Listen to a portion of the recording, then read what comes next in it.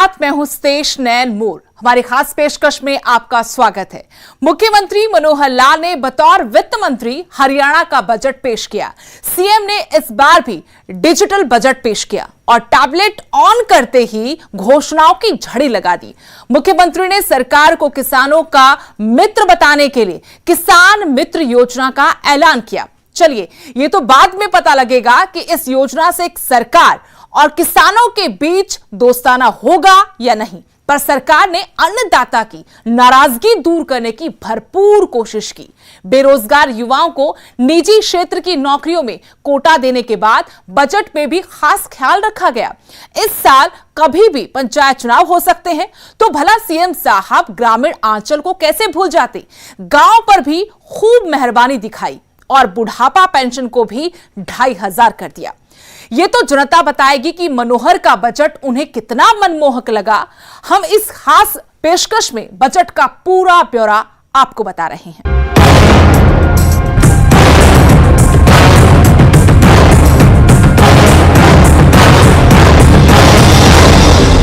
मुख्यमंत्री मनोहर लाल ने बजट में किसानों को रिझाने मनाने की खूब कोशिशें की। सरकार किसान मित्र नाम से नई योजना लेकर आ रही है ताकि प्रदेश का किसान खुशहाल हो और पैसों के लेन देन के लिए आढ़तियों पर निर्भर रहने वाले किसान के लिए किसान एटीएम खोलने का भी ऐलान किया गया।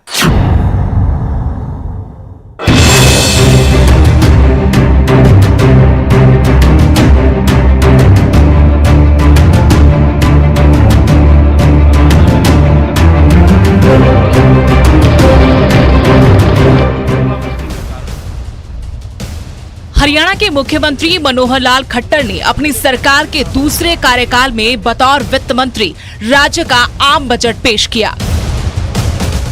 मुख्यमंत्री मनोहर लाल ने बजट 2021 के लिए 1,55,645 करोड़ रुपए का बजट पेश किया।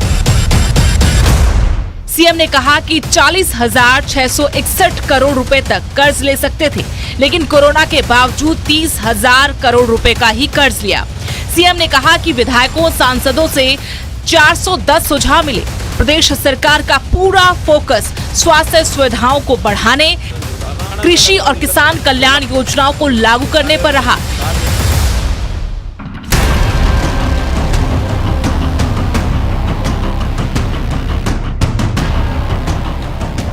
इसके अलावा बजट का तीसरा सबसे अहम बिंदु ग्रामीण विकास रहा, क्योंकि प्रदेश में इसी साल पंचायती राज संस्थाओं के चुनाव होने जा रहे हैं। ऐसे में बजट में ग्रामीण आंचल का खास ख्याल रखा गया। चलिए विस्तार से बताते हैं मनोहर सरकार के बजट की अहम घोषणाओं के बारे में। इस वक्त सरकार के लिए किसानों का आंदोलन सबसे बड़ी चुनौती है, या यूं कहे कि मुसीबत है तो गलत नहीं होगा।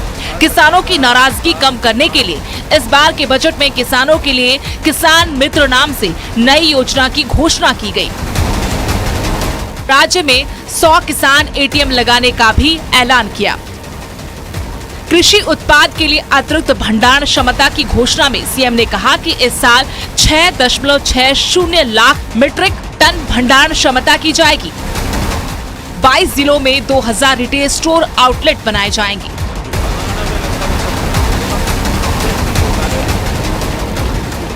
कृषि हमारी अर्थव्यवस्था की नींव है और हमारी आत्मनिर्भरता का मुख्य आधार है। हरियाणा के आर्थिक विकास का मार्ग प्रशस्त करने के लिए किसानों को सहायता जारी रखने की आवश्यकता है। यह बजट किसानों की आय बढ़ाने, फसल विविधीकरण तथा जल संरक्षण के माध्यम से कृषि के लिए हमारे हस्तक्षेपों और योजनाओं पर बल देने का प्रयास है।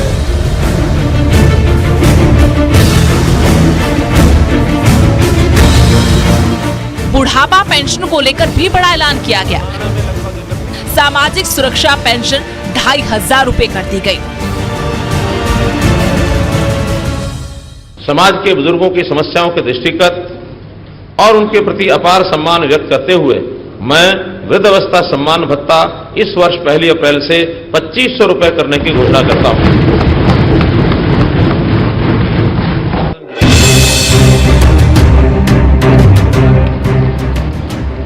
स्वास्थ्य पर इस बजट में खास ध्यान दिया गया।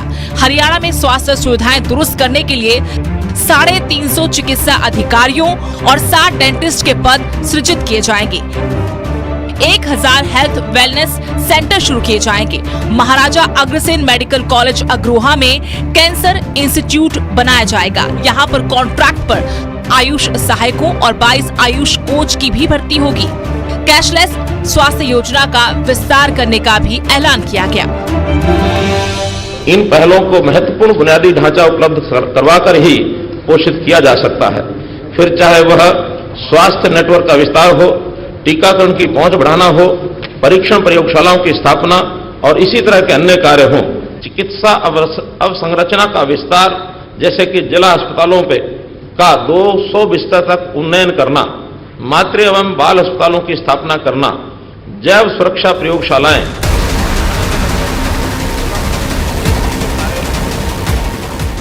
बजट से पहले हरियाणा के बेरोजगार युवाओं के लिए निजी क्षेत्र की नौकरियों में 75% कोटा देने का फैसला करने के बाद मनोहर सरकार ने बजट में भी युवाओं को लुभाने के लिए बड़ी घोषणा की, जिसके तहत अगले वित्तीय वर्ष में युवाओं को 50,000 नौकरियां देने का ऐलान किया और रोजगार के लिए 884 करोड़ रुपए का प्रावधान रखा। हमने इस संबंध में कई प्रमुख पहल की हैं, जिसमें देश का पहला और एकमात्र कौशल विश्वविद्यालय, सक्षम युवा कार्यक्रम, अनूठा रोजगार पोर्टल शामिल है, जो रोजगार के अवसरों के लिए नौकरी के इच्छुक युवाओं के कौशल का मानचित्रण करता है।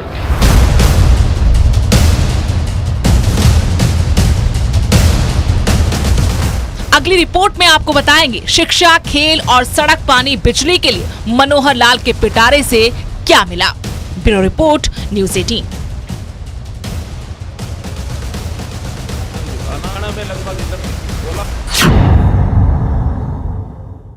इस बजट में शिक्षा, स्वास्थ्य और बिजली, पानी को लेकर कई अहम घोषणाएं की गई।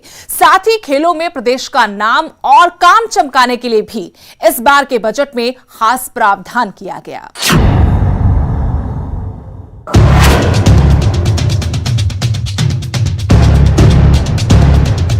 मुक्त निधि के आवंटन द्वारा इसमें राज्य एकीकृत एवं उड्डयन विभाग को वित्त मंत्री के तौर पर मुख्यमंत्री ने पिटारा खोला तो शिक्षा के लिए डिजिटल क्लासरूम से लेकर प्लेवे के लिए खास योजनाओं का ऐलान कर बताया कि सरकार का क्वालिटी एजुकेशन पर फोकस है। सरकारी स्कूलों में 700 करोड़ से डिजिटल क्लासरूम बनाए जाएंगे। इसके साथ टैबलेट का प्रावधान होगा। 2025 तक राष्ट्रीय शिक्षा नीति को राज्य में पूरी तरह से लागू करने का लक्ष्य बनाया गया है। सतत विकास। आंगनबाड़ी केंद्रों में 1135 प्लेवे स्कूल खोले जाएंगे। इसके लिए आंगनबाड़ी केंद्रों को अपग्रेड किया जाएगा।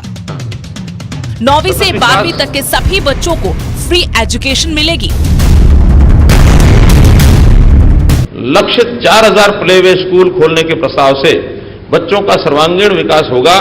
पहले चरण में स्कूल परिसरों या विभागीय भवनों में संचालित 1135 आंगनबाड़ी केंद्रों को प्ले स्कूल में अपग्रेड किया जाएगा और दूसरे चरण में 21-22 में 2865 आंगनबाड़ी केंद्रों को प्ले स्कूल में अपग्रेड किया जाएगा। खेल की दुनिया में हरियाणा के खेल और खिलाड़ियों का खूब डंका बजता है। इस सिलसिले को बरकरार रखने के लिए खेल बजट पर मेहरबानी दिखाई गई। मुख्यमंत्री ने बताया कि राज्य में खेलो इंडिया गेम्स 2021 के लिए तैयारी होगी। पंचकुला के ताऊ देवीलाल स्टेडियम में हॉकी, फुटबॉल, बास्केटबॉल और वॉलीबॉल के लिए नया ग्राउंड तैयार किया जाएगा।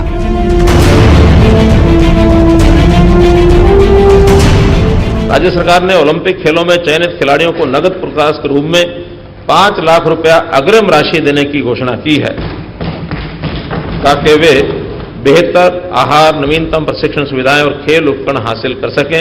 सरकार द्वारा खिलाड़ियों के लिए आहार राशि 150 रुपए प्रतिदिन से बढ़ाकर 250 रुपए प्रतिदिन की गई है। भारत सरकार द्वारा की गई घोषणा के अनुसार खेलो इंडिया यूथ गेम्स 2021 की मेजबानी इस बार हरियाणा करेगा। ये हरियाणा के लिए सम्मान की बात है।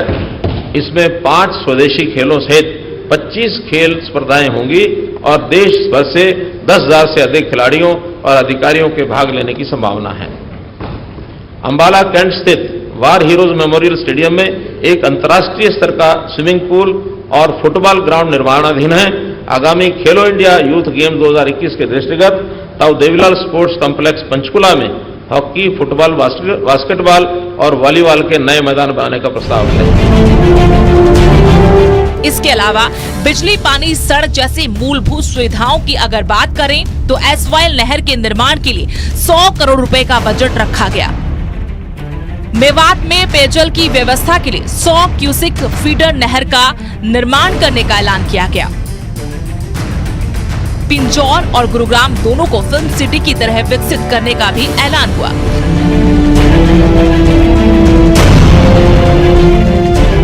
राज्य सरकार रावी ब्यास नदियों के पानी के प्रवेश का न्यायोचित हिस्सा प्राप्त करने के लिए पूरी निष्ठा, ठोस प्रयासों से एसवाइएल नहर के विषय निर्माण के लिए प्रतिबद्ध है।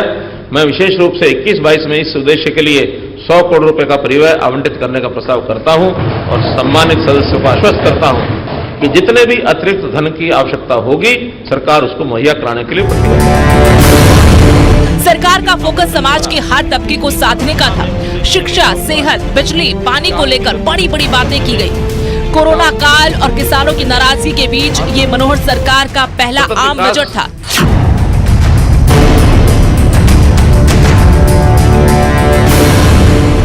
इसमें सरकार ने सभी को साथ लेकर विकास की राह पर चलने की कोशिश की है। देखना होगा कि ये बजट जनता को कितना रास आता है। Bureau report, news 18।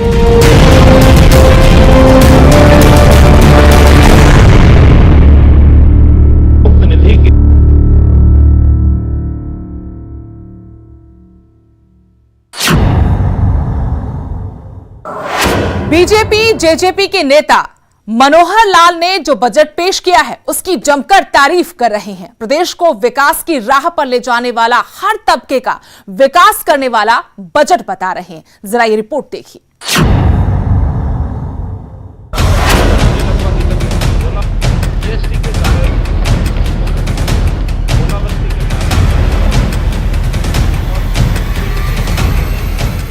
सरकार के मंत्री मनोहर लाल के बजट पर सरकार की पीठ थपथपा रहे हैं। इसे जनता का बजट बता रहे हैं। शिक्षा मंत्री कंवरपाल गुर्जर ने बजट की तारीफ करते हुए कहा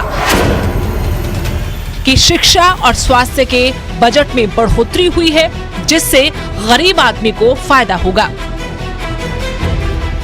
एजुकेशन और हेल्थ, ये दोनों सेवा के काम हैं, तो निश्चित तौर से माननीय मुख्यमंत्री जी इसमें बढ़ा के बजट देंगे और वो आपके सामने है कि 17.9% उन्होंने बढ़ा के बजट दिया, एजुकेशन में भी और हेल्थ में भी बढ़ा के दिया है बजट। तो निश्चित तौर से जहाँ लोगों की बहुत बड़ी जरूरत है, गरीब आदमी के लिए जो है वो हेल्थ भी जरूरी है और उसके लिए वो एजुकेशन जरूरी है, तो उसके लिए सारी की सारी व्यवस्था सरकार ने की है, उसकी चिंता की है। और ये जो बच्चे हैं जिनको मैं एजुकेशन में और सारे संसाधन जैसे टेबलेट देना और दूसरी चीजें देना, नई तरीके से उनको एजुकेट करना, तो ये हमारा विषय है। कैबिनेट मंत्री मूलचंद शर्मा इसे आम लोगों का बजट कह रहे हैं।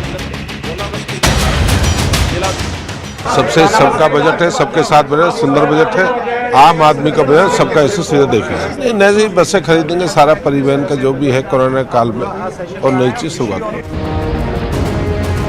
सरकार के एक और कैबिनेट मंत्री रंजीत चौटाला ने तो इस बार के बजट को ऐतिहासिक करार देते हुए जमकर तारीफ की। बहुत बढ़िया बजट है, इन सालों में सबसे बढ़िया ऐतिहासिक बजट आया है और सरकार ने हर तरीके से बड़ा अच्छा देख के पेश करा है, जिसमें मैं समझता हूँ कि जिसे विकासोन्मुख कह दें आप, बहुत ओरिएंटेड, डेवलपमेंट ओरिएंटेड बजट है। मनोहर सरकार में महिला कैबिनेट मंत्री कमलेश ढांडा ने सरकार के बजट को महिलाओं के लिए फायदेमंद बताया। स्वास्थ्य को, शिक्षा को और सुरक्षा को ध्यान में रखते हुए आदरणीय मुख्यमंत्री जी ने आज से नहीं, शुरू से ही महिलाओं का इतना ध्यान रखा है। और इसमें जैसे महिला किशोरी योजना के तहत आदरणीय मुख्यमंत्री जी ने जो गरीब परिवार की महिला हैं उनको सैनिटरी नैपकिन देने का काम किया, और इसमें जो बीपीएल परिवार से आती हैं उनको स्वास्थ्य को ध्यान में रखते हुए, और जैसे बच्चे हैं, हमारे दूध पिलाने वाली माताएं, गर्भवती महिलाएं हैं, उनको भी उनका पोषण का ध्यान रखते हुए मुख्यमंत्री दूध उपहार योजना कितनी बड़ी योजना चलाई, जो इससे कुपोषण दूर होगा। जाहिर था कि सरकार के बजट की सत्ता पक्ष इसी अंदाज में तारीफ करेगा। मनोहर कैबिनेट के चेहरों को ये अब तक का सबसे अच्छा बजट नजर आ रहा है, लेकिन विपक्ष का इस पर अपना ही तर्क है और उन्हें ये बजट बिल्कुल रास नहीं आया। हमारी अगली रिपोर्ट में आपको बताएंगे मनोहर लाल के बजट पर विपक्ष ने कैसे किया वार। Bureau report, news 18।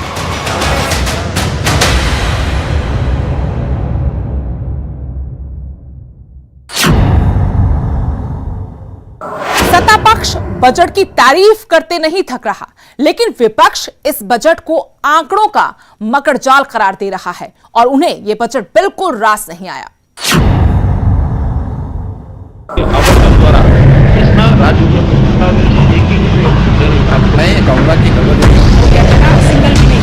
मुख्यमंत्री मनोहर लाल ने हरियाणा का बजट पेश किया। इस बजट में प्रदेश के हर तबके के लिए कुछ न कुछ जरूर था। सरकार के मंत्री तो इस बजट को शानदार बता रहे हैं, लेकिन विपक्ष को ये बजट बिल्कुल नहीं भाया।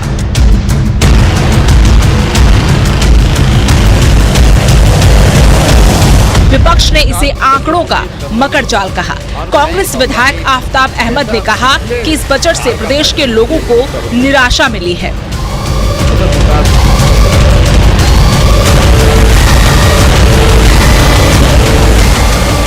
मैं ये कहूँगा कि जैसा पिछले साल का बजट था, इस साल का बजट भी पूरी तरीके से हरियाणा वासियों को निराशा करता है।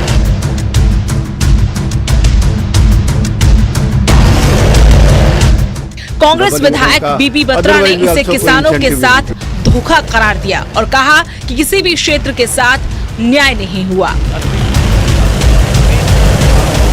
एग्रीकल्चर का देखें तो किसानों के साथ बहुत बड़ा धोखा, ना कोई प्रॉमिस है, ना कोई एमएसपी का, ना डबल इनकम का, अदरवाइज भी आल्सो कोई इंसेंटिव नहीं दिया गया। एजुकेशन में तो कोई इनिशिएटिव नहीं है कि एजुकेशन का इनिशिएटिव।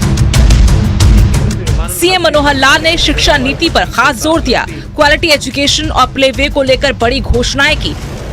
उधर प्रदेश की पूर्व शिक्षा मंत्री ने कहा कि लंबा बजट था, इसके अलावा कुछ नहीं था।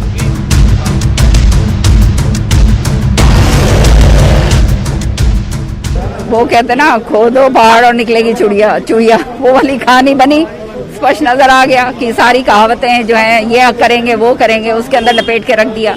असलियत के अंदर जो चीजें होनी चाहिए थी, डीजल पेट्रोल के ऊपर टैक्स कम करते, वो इन्होंने नहीं करा। वो कहते ना, खोदो पहाड़ और निकलेगी चुड़िया चुड़िया। कांग्रेस विधायक किरण चौधरी ने तंज कसते हुए कहा कि खोदा पहाड़ निकले चुहिया। उन्होंने कहा कि पेट्रोल डीजल पर टैक्स घटाना चाहिए था।